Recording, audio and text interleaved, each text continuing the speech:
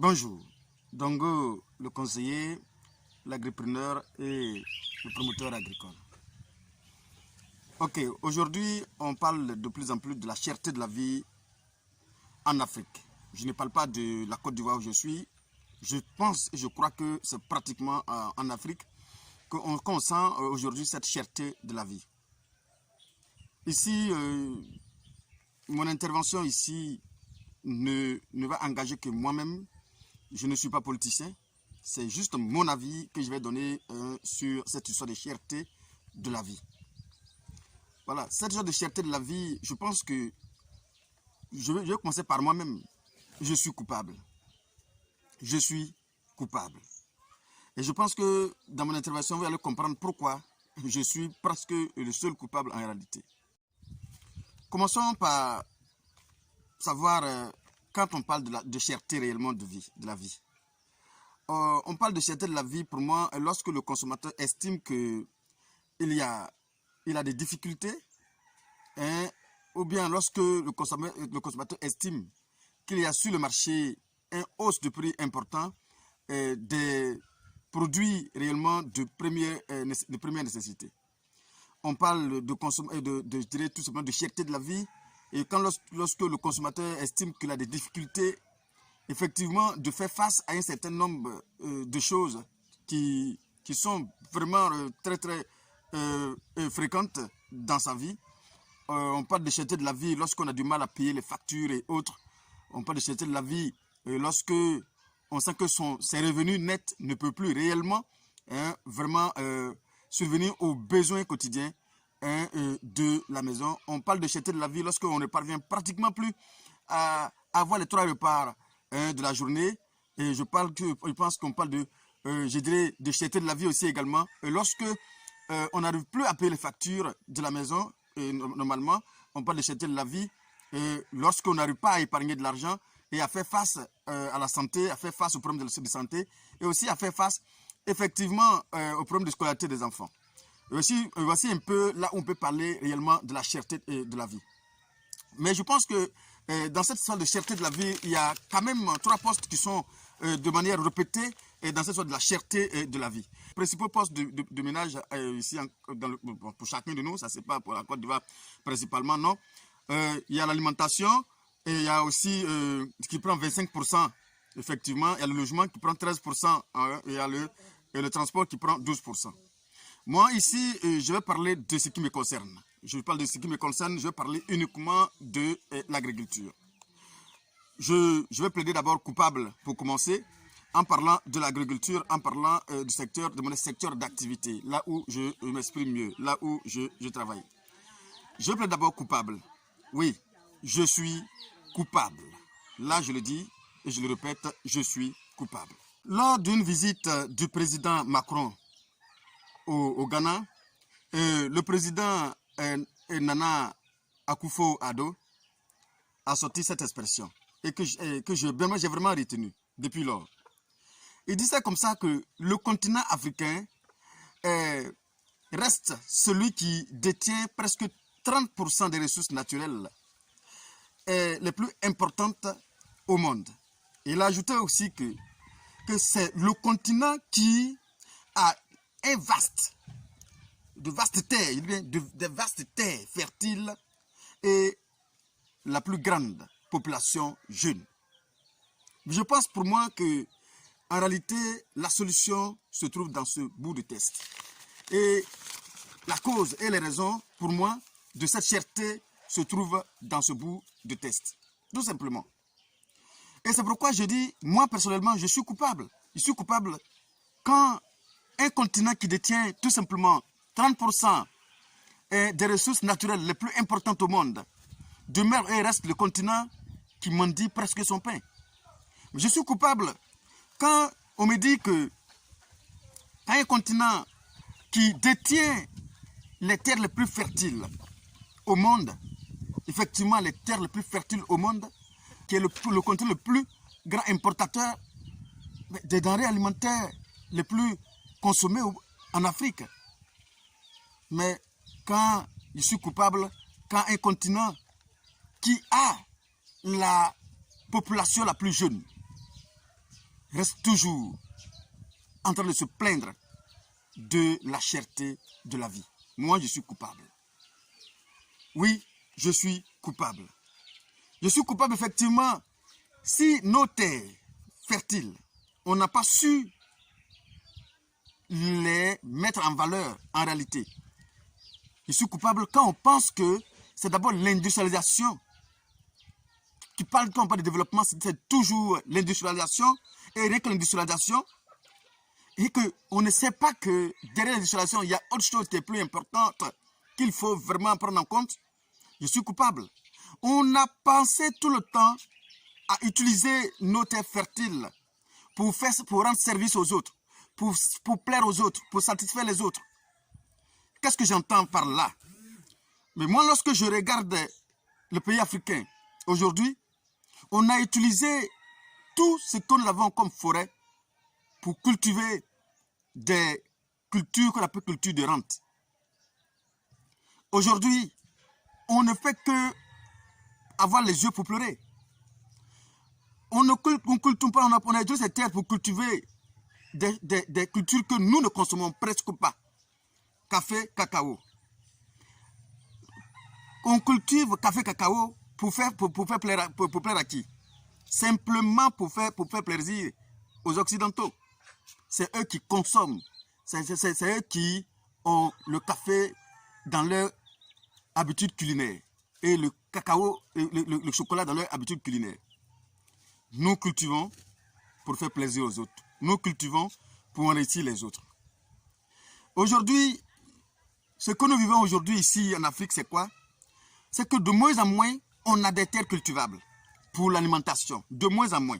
Vous voyez, je ne suis pas en ville, je suis au village et je suis en train de parler de mon quotidien. Je parle de mon quotidien. Vous comprenez? Donc du coup, si on n'a plus de terres cultivables, moi par exemple, je suis dans une zone où tout est occupé pour le palmier.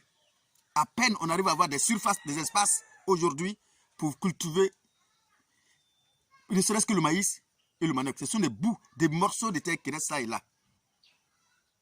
Du coup, on a tout pris nos terres cultivables pour pouvoir effectivement faire des cultures, pour industrialiser, pour faire ce qu'on appelle l'industrialisation. Effectivement, qu'est-ce que vous attendez si effectivement tout est occupé déjà et qu'on n'a plus d'espace pour travailler? Voici un point que moi je souligne. Aujourd'hui, le cacao que nous avons cultivé, mais on nous donne des conditions pour pouvoir vendre ça. C'est-à-dire que nos terres on a déposé des cultures sur nos terres et ce sont des autres qui doivent décider de ce qu'on doit faire avec nos cultures. Mais on se plaint de quoi? Qu'il n'y a plus qu'on parle de la cherté de la vie. C'est tout à fait normal. C'est tout à fait normal si nos terres sont aujourd'hui occupées pour des cultures que j'appelle culture industrielle ou culture de rente. Il n'y a plus de terre parce que tout simplement, on a pensé que l'EVA, avec notre argent d'EVA, on a pensé qu'on pouvait tout faire. Mais ce qu'on n'a pas souligné, même avec notre argent, mais on va acheter le produit où? Ou l'aliment où? Avec notre argent, si ce n'est pas cultivé quelque part. Toutes nos terres sont occupées aujourd'hui pour l'EVA culture. Et avant, il y avait des espaces qui sont restés réservés juste pour l'agriculture de vivriers. Mais aujourd'hui, ça n'existe nulle part. Le seul combat que nous menons, nous, en tant qu'agents sur le terrain, c'est de sensibiliser ces personnes-là. Et lorsqu'ils tombent le palmier, à ne plus prendre leur terre à ne plus remplacer l'entièreté de leur parcelle en palmier et de laisser une portion pour l'alimentation. Il n'y a plus pratiquement des terres fertiles, cultivables, qui existent ça et là dans les pays trop industrialisés ou encore dans les pays où on a utilisé ces terres-là pour faire les cultures qu'on appelle les cultures de rente. Et ça paye cash. Ça paye vraiment cash. Et lorsque on est dans une situation pareille, c'est normal qu'on puisse avoir des retombées pareilles. Cherté de la vie. La cherté de la vie s'explique simplement. Ça s'explique pour moi simplement parce qu'on n'a pas su réellement organiser nos différentes parcelles et savoir comment il faut les travailler pour éviter que ce problème arrive aux humains. On parle de cherté de la vie aujourd'hui, je pense que c'est normal. C'est normal dans la mesure où les mêmes techniques de culture qu'on a utilisées pour nourrir, en réalité, 3 millions d'habitants dans les années 60, ce sont les mêmes techniques de culture qui demeurent, les techniques rudimentaires. Les techniques rudimentaires, ça dit que tout ce qui est comme archaïque, les dabas, les machettes, ce sont les mêmes techniques de culture qui demeurent toujours. Mais je suis coupable lorsque on parle de cherté de la vie. Je fais partie. Je suis responsable, effectivement. Et ça, il faut que chacun de nous puisse savoir, prendre sa part de responsabilité dans cette histoire. Oui, les mêmes techniques de culture depuis les années 60 demeurent encore aujourd'hui. Aujourd'hui, c'est le daba, c'est les machettes. Il n'y a que cela que nous prenons pour travailler. Donc moi, je suis coupable. Je suis coupable. Effectivement, lorsque la mécanisation de l'agriculture, surtout dans le secteur vivrier, demeure encore un projet et tout qui reste dans les archives. On ne peut pas parler d'autosuffisance alimentaire si on ne mécanise pas l'agriculture telle qu'on doit le faire. Mais la main d'une personne peut cultiver combien? Aujourd'hui, on a 25 millions d'habitants. Et les mêmes techniques de culture qu'on a utilisées depuis les années 60 demeurent-elles. Alors, que voulez-vous? Que les mêmes techniques-là peuvent nourrir 25 millions d'habitants aujourd'hui? Non, je ne crois pas. Je ne crois pas que cela puisse être facile comme vous le pensez.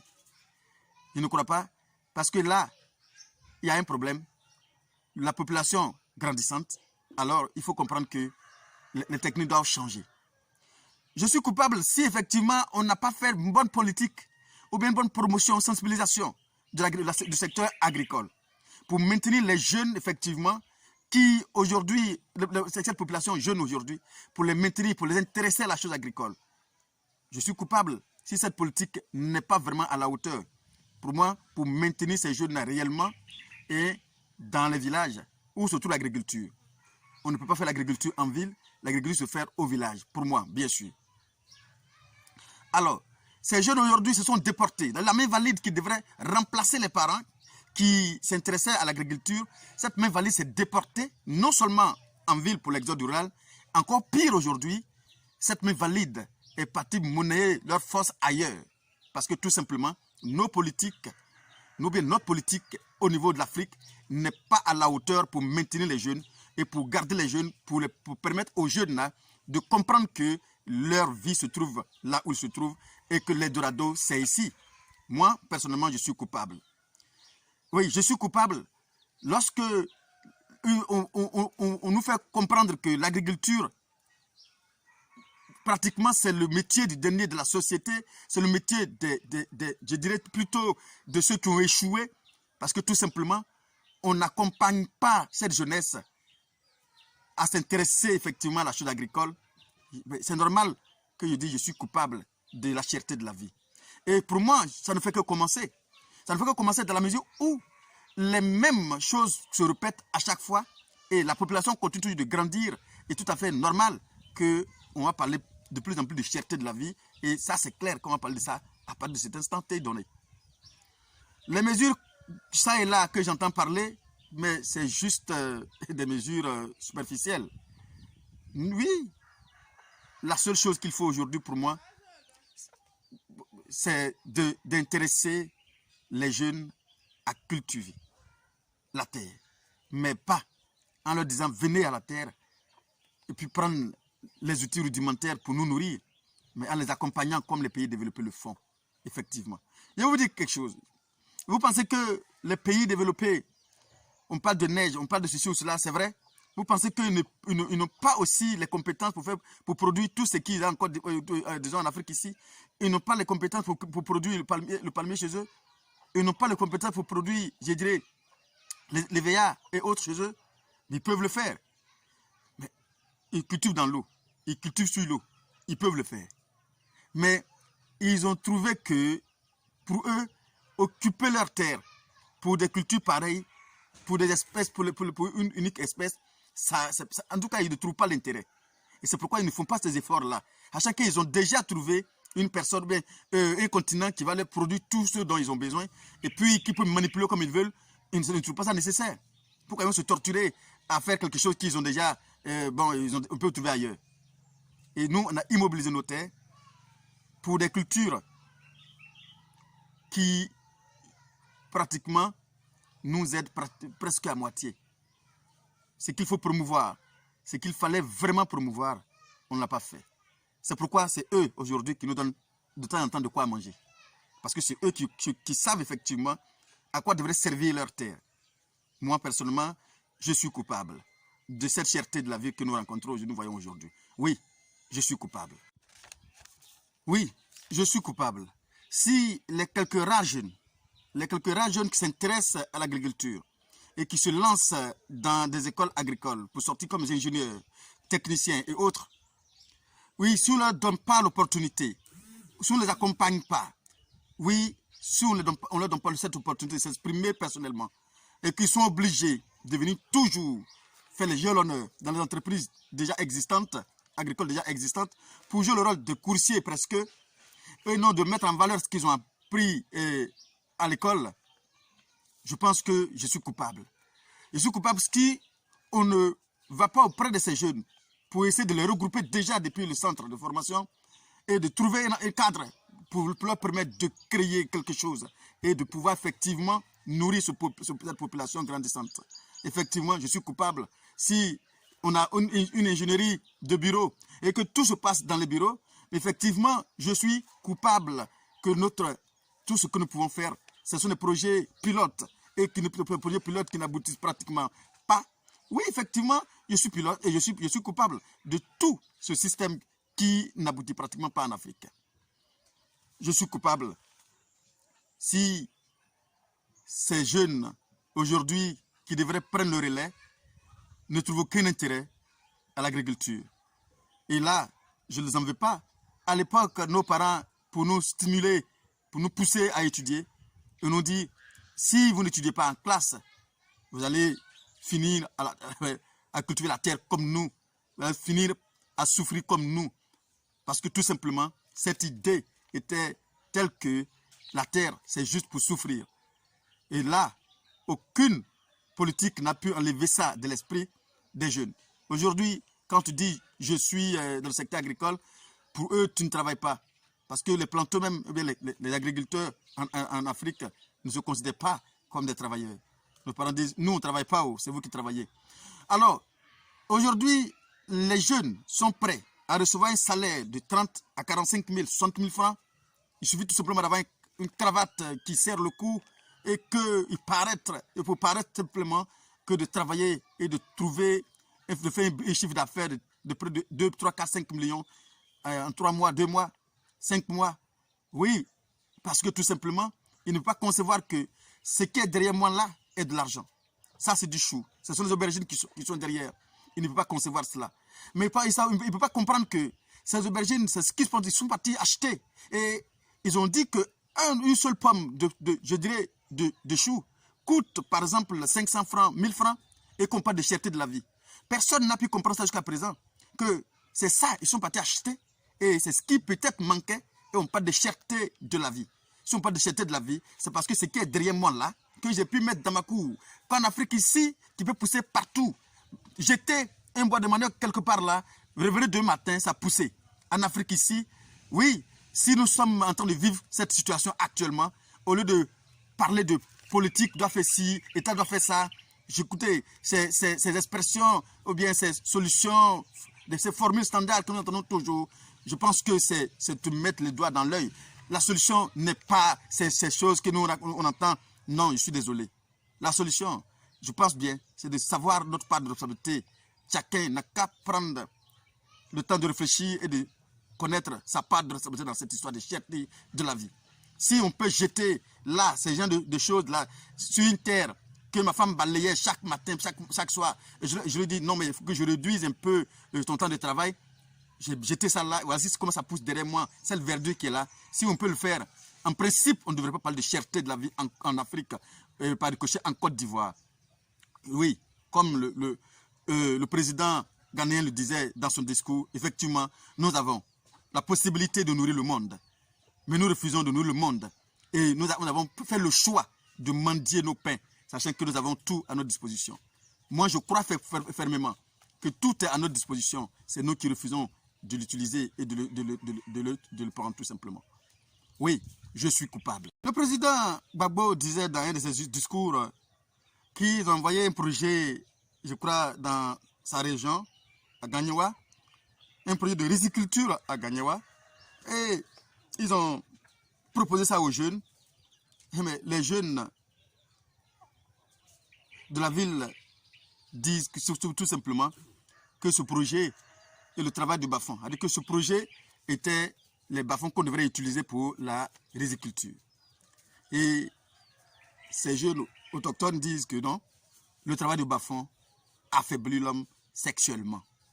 Alors tout simplement, ce n'est pas une activité pour eux. Ah oui, effectivement, je suis coupable. Je suis vraiment coupable du fait que on trouve que les opportunités qu'on nous donne pour trouver de l'argent semblent dures et qu'on doit tout faire de manière facile et obtenir tout facilement. Effectivement, c'est le cas. En même temps qu'ils s'expriment ainsi, j'ai été à Gagnawa tout récemment. Les bas-fonds sont occupés 90% par nos frères maliens, je dirais, et nos frères burkinabés. Tout simplement, ils occupent ces bas-fonds et ils rentabilisent ces bas-fonds convenablement. J'ai eu à discuter avec un parmi eux. Il dit, mais l'investissement que tu peux mettre sur un hectare, puis tourne autour de combien? Quand elle a fait son chiffre, elle tourne autour de 500 000 francs comme investissement pour une marge de bénéfice net de minimum 2 millions à 2 500 000 francs. En même temps que tu gagnes de l'argent, tu parviens effectivement à nourrir ton peuple, à te nourrir normalement toi-même. C'est pourquoi j'ai dit, au lieu de penser à rester là en train de citer les formules, tout simplement, il faut qu'on puisse savoir que chacun de nous a sa part de responsabilité dans cette affaire de cherté de la vie. Qu'on ne fixe pas le regard sur nos gouvernants. Non. Vous savez, il y a tellement de choses à effectuer dans un pays que chacun devrait s'asseoir et trouver quelque chose à faire. Aujourd'hui, nous avons mis des projets, autant de projets en place aujourd'hui. Ce qui manque partout aujourd'hui où je suis en train de passer, c'est l'initiative de ceux-mêmes à qui appartient le projet. C'est-à-dire que ceux-mêmes qui doivent s'accaparer du projet.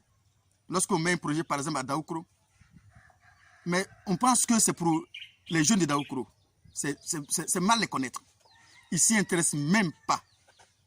Parce que tout simplement, c'est l'agriculture. Mais en même temps qu'ils sortent de là, mais ils ont quelque chose qu'ils mettent dans la bouche. Mais pour moi, la question de savoir où ils pensent que cela sort alors, c'est ma question que je pose parfois. Alors, les opportunités sont partout en agriculture, mais malheureusement, personne ne s'intéresse. Mais en même temps, on trouve que tout est cher en ville, tout est cher sur le marché. Ça, c'est ironique pour moi, en fait. C'est vraiment ironique. J'écoutais Madame Rani Bakone, le secrétaire exécutif du Conseil national de lutte contre la vie chère, fois Daniel, qui disait comme ça que un des problèmes que nous rencontrons, effectivement, c'est effectivement le changement climatique. Effectivement, ce qui n'est pas faux. Le changement climatique, ça, c'est normal. Hein, c'est ce que nous sentons aujourd'hui, ce que nous voyons aujourd'hui. Mais en réalité, il y a quelque chose d'autre, moi, il peut souligner aussi. Nous avons les 2 saisons de pluie, nous avons les 2 saisons en Côte d'Ivoire, partout, hein, je pense bien. Alors, mais lorsqu'on sent qu'il y a un changement, qu'est-ce qu'on fait? Qu'est-ce qu'on fait? On attend de croiser les bras en disant qu'effectivement, bon, quand il y a un changement climatique, on mange dans la saison où on a un peu de pluie pour produire quelque chose et l'autre saison ne mange pas.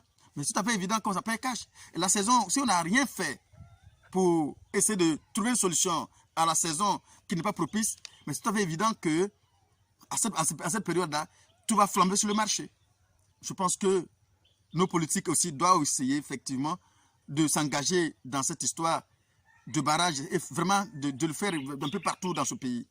Si on construit des barrages un peu partout, je pense que tout le monde n'est pas fainéant.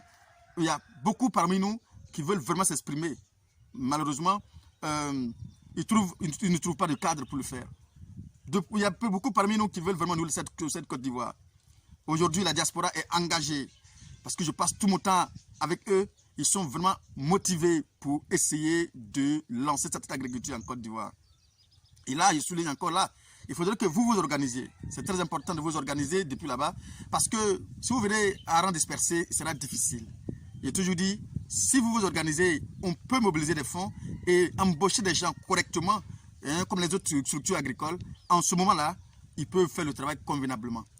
Je suis vraiment conscient des pertes que vous faites vous réaliser actuellement. C'est tout à fait évident, je pense que c'est l'apprentissage, mais on ne peut pas demeurer dans l'apprentissage, il faut qu'on puisse trouver une solution pour essayer de remédier à ces problèmes très rapidement.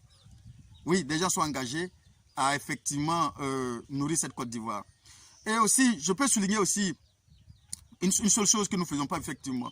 Pendant que la saison arrive et qu'on a une saison où on a produit, qu'est-ce qui se passe? On verse tout au même moment sur les marchés et pratiquement les cultures, les produits pourrissent sur le marché. Qu'est-ce qu'on fait pour prévoir un peu le période de vache maigre? Rien du tout. Il faut qu'on crée des conditions de conditionnement de ces produits. Si on ne crée pas des conditions de conditionnement de ces produits, on passera tout notre temps à dire qu'effectivement, il y a la cherté de la vie. Moi, je parle de ce qui m'intéresse, l'agriculture. Je ne parle pas des autres. Je ne maîtrise pas les autres. C'est pour moi que je maîtrise en fait. Voilà. En fait, je pense que tout le monde est impliqué. Tout le monde est impliqué et tout le monde devrait travailler pour remédier, pour trouver une solution à cette cherté de la vie. Au lieu de passer ce temps à indexer, à dire que c'est le gouvernant. Non, non, non, tout le monde est responsable de cette situation. Tout le monde est responsable. Alors pour finir, pour ne pas que la vidéo soit aussi longue, Nana Akufo-Addo a dit comme ça aussi effectivement dans son discours, et je pense que tout le monde le sait, qu'il n'y a pas un Père Noël qui va descendre pour construire notre continent à notre place. Il n'y a pas un Père Noël qui va descendre pour construire nos continents pour nous. Il n'y en a pas. Oui, ce sont les Africains eux-mêmes qui vont construire ce pays et ce continent par ricochet ce pays. Il faudrait que tout le monde s'implique. Chacun à son humble niveau. Moi, je ne fais rien d'extraordinaire aujourd'hui, mais je pense que je parviens aujourd'hui à aider un certain nombre de personnes aujourd'hui à travers les formations que j'effectue gratuitement sur le site, sur ma page Facebook et sur mon site internet, et je dirais, oui, et sur ma chaîne YouTube. Je pense que chacun à son humble niveau,